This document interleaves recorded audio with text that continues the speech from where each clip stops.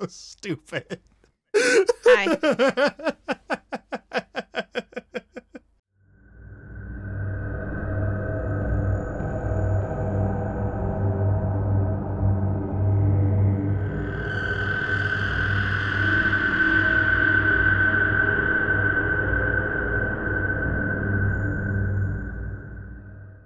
Hello, everyone. Welcome back. It's a new day. It's a new dawn. And to welcome that new dawn, we got a spooky, scary creature for you today. The first of the Bs. The VA, if you will. The one. The only. The Banshee. Yes, the Banshee. So the Banshee is a famous creature. I definitely knew of what a Banshee was even before playing D&D. So that's how famous it is. Yeah. And just so that we're all on the same page, Banshees are very famous, but Marisha Ray. Banshee. There you go, Banshee. We're not silly. Okay. Yeah, Banshees, I mean, we're not scholars in this. I can't speak for you. I'm not a scholar in this. I'm pretty sure it originated in Irish culture, but there are versions of this monster all over the world. And, and D&D is no exception to that. But I think for the most part, looking at the little snippet of lore that they give, they tend to go a little bit more towards, I mean, the version of the Banshee that I'm familiar with, which is the beautiful woman that used her beauty for evil.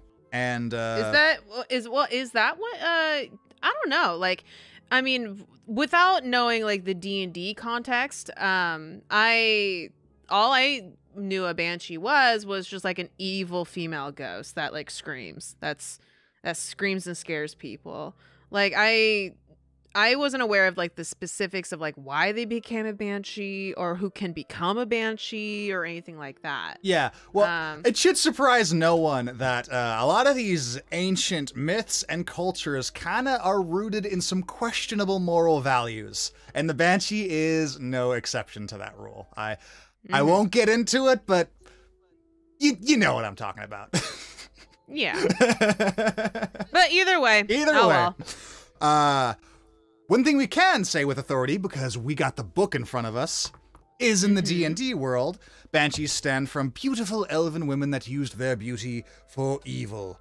And these things, I think they're, I think they're just as iconic in the D&D world, or infamous, as you will, in the D&D world as in actual world cultures. And I want to just jump right into it. The thing that most players know about, the thing that most DMs know about, we're going to skip a few things. We're starting at the end here, but this is the thing that I'm most excited to talk about and I have most thoughts on, and that is its combat ability that wail that instantly kills you. Like the save or die roll. Exactly. Yeah. So, verbatim, wail.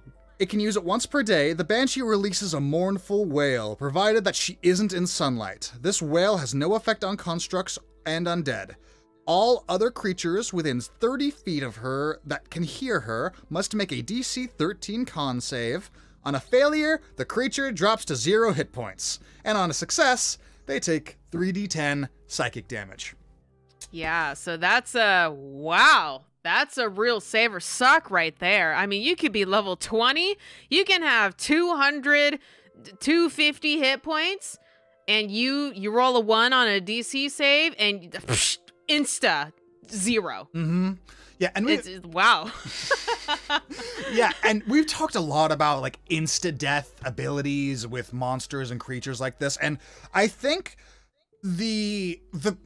I'm going to break this down, into two separate parts about what I like and what I don't like about it. The thing I like about it is because this is such like a well-known ability, it definitely makes this monster pretty freaking scary. Which which in a you don't mess with a Banshee. Which in a game, especially if your game is focused on horror, having an ability like this is really good to make your characters like tremble in their boots, especially if they're experienced players, because they know that if you get close to this thing, it can instantly drop you. So that fear, that reputation, I think lends a lot of weight to this monster. Look, if you got a party that has the tendency to roll some bad rolls, it can one-shot a party. it can if you got a party of 4 and all of them roll under 13, everyone drops. Yeah, and then the Banshee can do whatever they want. They'll just kill the whole party. That's it. Bam. Yeah, dead. Yeah, and for the most part, con proficiency and con saves is not terribly common for people to take.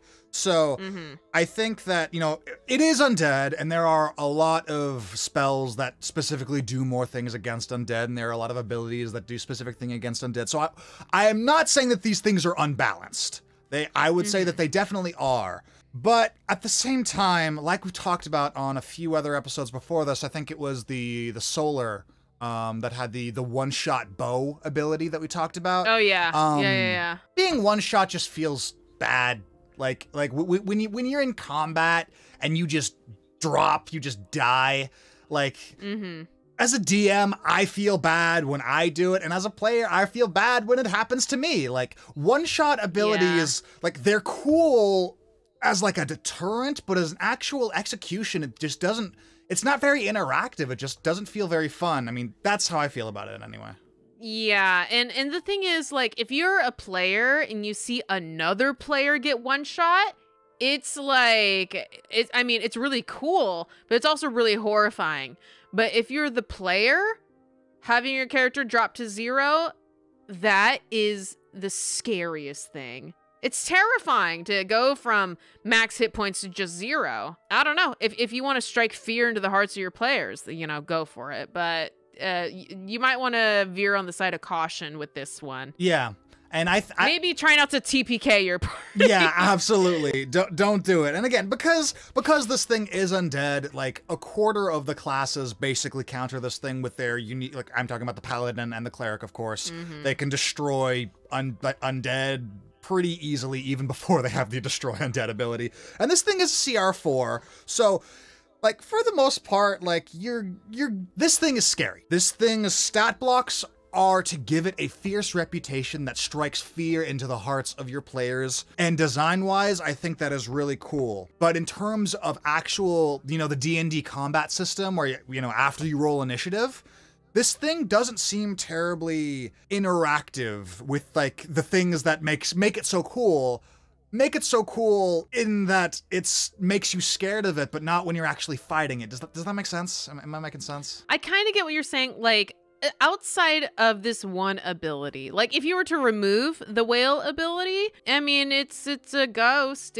I mean, it seems like a decent fight. Like it has, you know, around 60 hit points. It has a bunch of resistances, like almost freaking all of them. It has some cool abilities, but yeah, it's not a particularly terrifying thing to fight. It's just that one ability that makes it the monster that it is. If it wasn't for this one ability, I don't think the Banshee would be particularly interesting. No, I absolutely agree. And I suppose like what I'm getting at is in the D&D games that I play, I really like interactive, you know, gameplay. So if I were to run something like this, like maybe the big thing that I would do is talk about, you know, in preparation for hunting this monster, because it says that you must be able to hear it.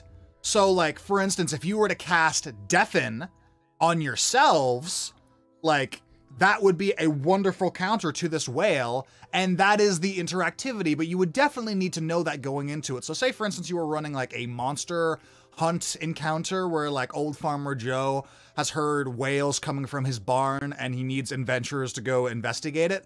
Like, I would probably, as a DM, recommend going into like a little more Monster Hunter mode where like you're gonna want to probably learn a little bit about this creature, or at least emphasize that so that when their characters instantly die, they feel like they've been warned and like there was some counterplay and interactivity to that. Very much so like Call of Cthulhu, for anyone that is familiar. This isn't a Call of Cthulhu show, so I won't assume that, but Call of Cthulhu is basically all about learning about a thing and then going and doing the thing. If I were to run this as like the highlight of the session, like it ends in a big climactic Banshee encounter, I would definitely run it like a Call of Cthulhu game where you're studying, like, who was the Banshee? Who was this woman that used to live here all these years ago? Why did she turn into a Banshee? And why did Farmer Joe not die?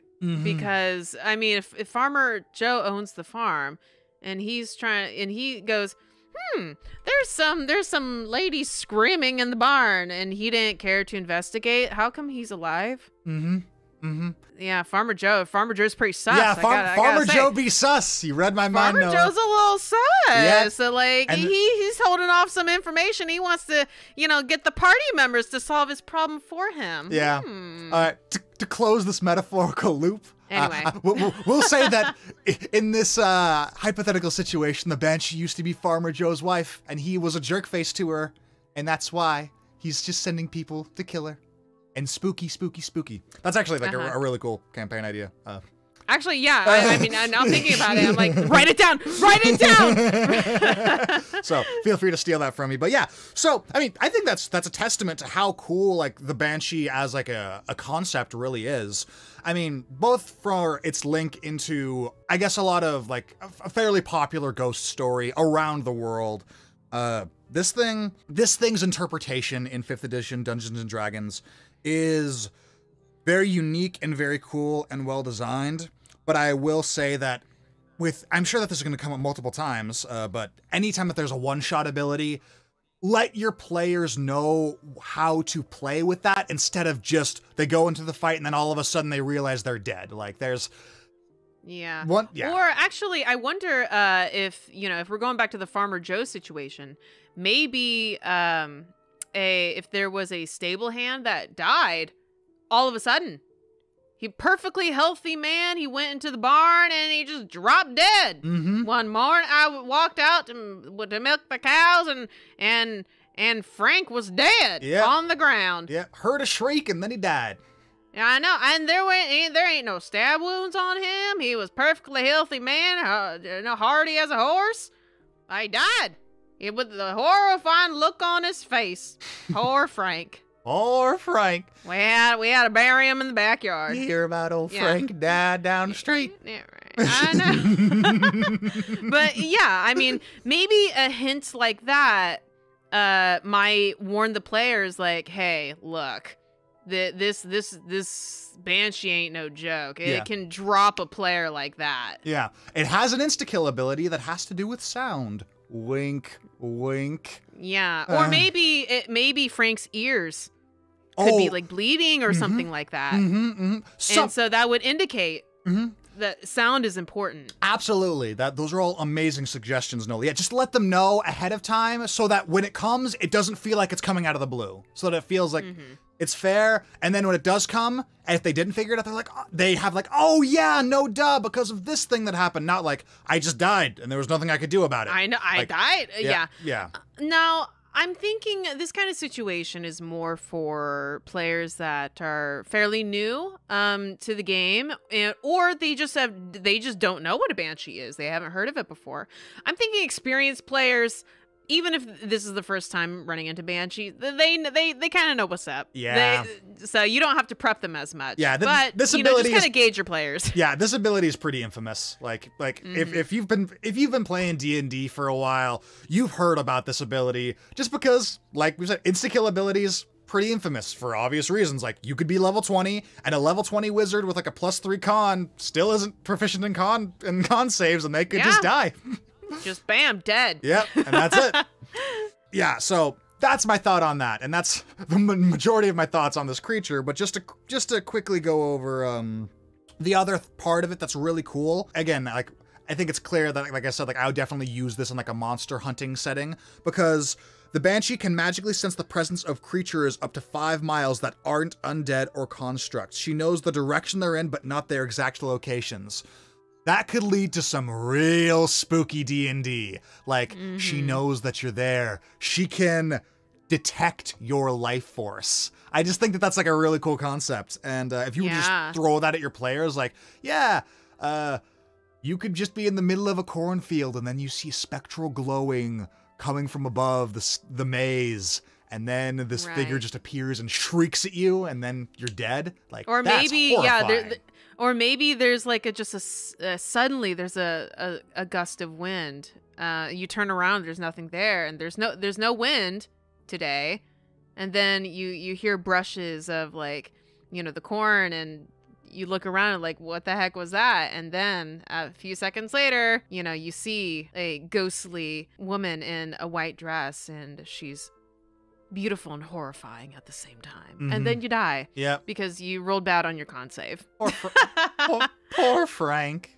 Poor Frank. I'm a fan of horror D&D, like we've talked about with the Aboleth. So I'm a sucker for these monsters, so you're gonna probably need to rein me in a little bit on this one. But like whenever I see a monster that's that caters to the horror D&D playstyle, I definitely probably rate it a little higher than it should be. So I've got my thoughts, but what do you think, Nola? You know what? I like this monster a lot. And so I'm probably going to rate it on the higher end anyway. So, you know what? Let's look at the tier list. So, I think we're not going to dollar store on this one. So, we've got the carpet leading the way on We Like You, and the solar holding down the fort on hype. You know what? I would be very happy if it went into hype. I think it is a hype monster. It's I mean, you see a Banshee and the entire party is like, ah! Yeah. Yeah, I mean, I would agree. Like, you hear about this thing, and if you're an experienced D&D player, doesn't matter how many times you fought this thing, that wail ability is scary. And even if you fought a million Banshees, if you've been playing this game for 10 plus years, Banshees are still going to be scary. So I think that in and of itself is a testament to how cool this monster really is. Like, no matter how... because you can never underestimate the dice, okay? It doesn't matter how powerful you are. It doesn't matter if you can one-shot the Banshee. One bad roll, and that's it. So that's why this Banshee, it's good for almost all levels. Above, like, level 4. Please don't give, like, a level 1 party to a Banshee, because... they will die. Yeah, no, especially since they're resistant to non-magical attacks, like to like everything. Yeah. You throw this at a level 1 party, you're a jerk face. Yeah, you just want to kill your party. Yeah, either that, or let them know that, hey, this is a deadly encounter. Run. Yeah. You see the specter floating there, like around the well. Don't engage on it. That's a death trap. That's my way of saying don't go near the well. I know, right? And the NPC turns to the party and just says, "Run!" before Frank dies. Yeah, and then Frank dies. As you hear the screeching of the Banshee. All right. So I think we're in agreement, but again, I have my thoughts. What do you think before or after the solar? Ooh, that's hard, because the solar, it's such a powerful creature. It has so many different abilities and things it can do.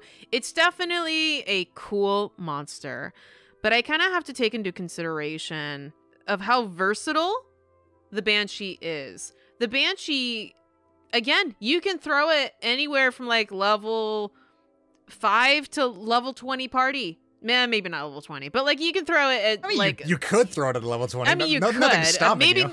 I mean, maybe throw a few Banshees, okay? But like, yeah, you could throw a Banshee at a lot of different people, and you can have Banshees appear almost anywhere. That's the thing. You can adapt a Banshee to show up at almost any location, and they're just cool. So I kind of want to push it up to the front of hype. Okay.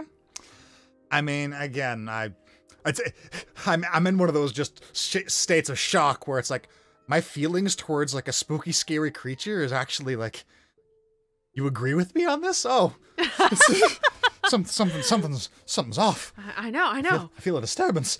I know. Yeah. I love spooky, scary creatures. This one's no exception. So absolutely, I would throw this in front of the solar out of preference alone, but for all the reasons stated prior, with the versatility and just its rep, and I agree. So, Banshee, you, madame, are hype. Bang. Nice.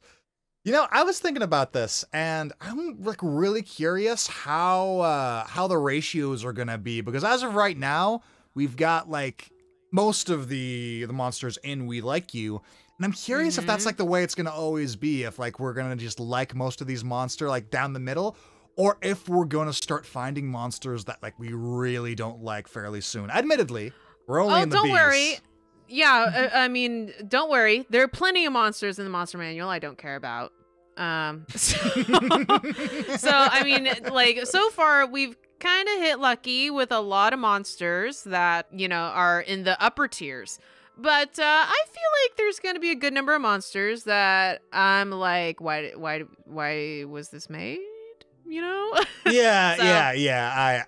I look forward to the day where we can just be harsh and horrible on I know, just rip a monster apart. Terrible. Because Lord knows the next monster ain't gonna be that. It's also a pretty well-known creature in the D&D universe now. That's the basilisk.